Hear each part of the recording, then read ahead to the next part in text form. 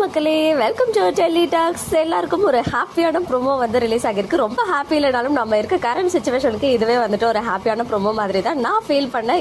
இன்னைக்கு வந்துட்டு வெட்னஸ்டே தான், பட் இவ்வளோ சீக்கிரம் மிட் வீக் ப்ரோமோ வரும் அப்படின்னு எக்ஸ்பெக்ட் பண்ணவே இல்லை. ப்ரோமோ வந்தாச்சு. நீங்கள் இன்னும் பார்க்கலன்னா கண்டிப்பாக விஜய் டெலிவிஷன் பேஜில் போயிட்டு பார்த்துருங்க.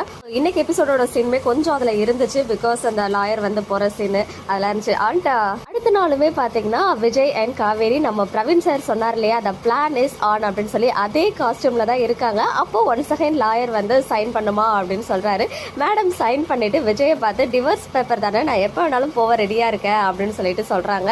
அதுக்கும் விஜய் வந்து மைண்ட் வாய்ஸ்ல, உனக்காக நான் என்னெல்லாம் செய்யலான்னு இருக்கேன், ஆனாலும் நீ வந்து டிவோர்ஸான்னு கேட்கறல்ல, உனக்கு திமிர் தாண்டி அப்படின்னு சொல்லிட்டு செல்லமா மைண்ட் வாய்ஸ்லயே கேட்டுக்கிறாரு. பட் எனிவேஸ் காவேரி வந்து ஓப்பனா வாயை திறந்து இது டிவோர்ஸ் பேப்பர் தானே அப்படின்னு கேட்டது வந்து நல்லா தான் இருந்துச்சு.